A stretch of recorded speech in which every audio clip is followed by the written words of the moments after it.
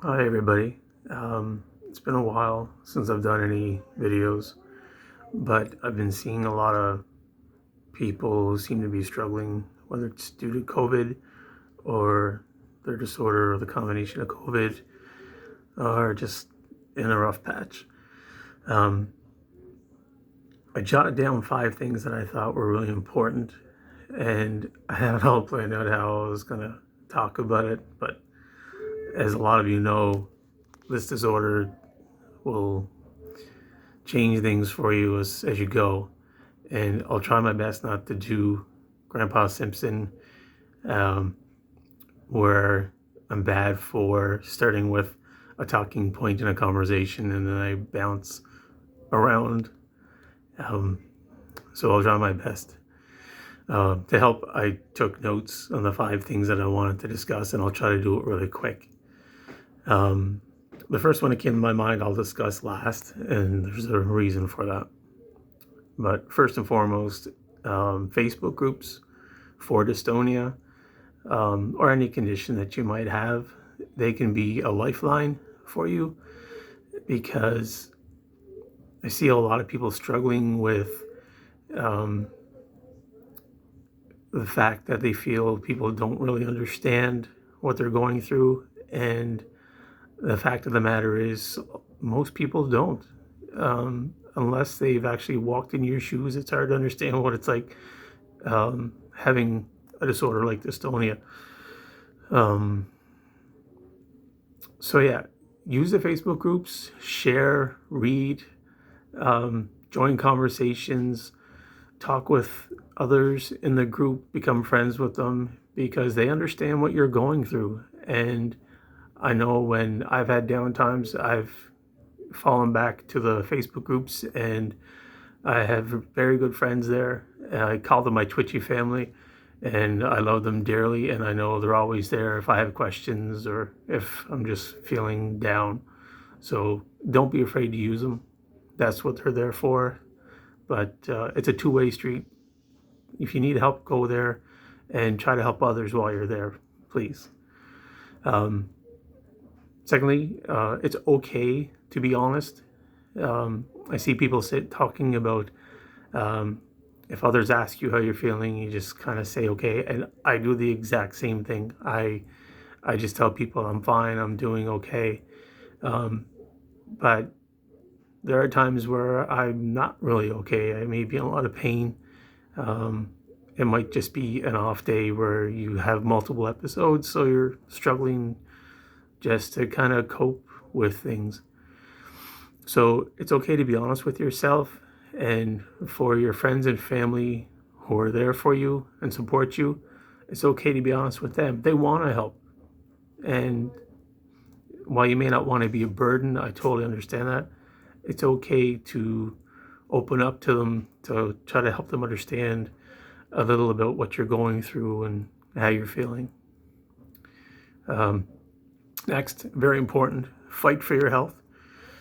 Don't just accept what a doctor says. Not all doctors know everything, and some are familiar with dystonia, most are not. So if you know you're sick, if you know you're having issues, fight for your health. Don't just accept what you're being told if you know it's not the case, and if it's wrong. Um, it's okay to fight. It's okay. Sometimes you're your own best ambassador, and sometimes you need to open your mouth and just tell people that you don't accept what you're being told and you want a second, third, fourth, or fifth opinion. But fight for your health care. You deserve it. Next is extremely important as well. It was something that was brought to my attention by my wife, and it's a very, very solid piece of advice, because I would catch myself a lot of times saying, I wish I could do this, I wish I could do that.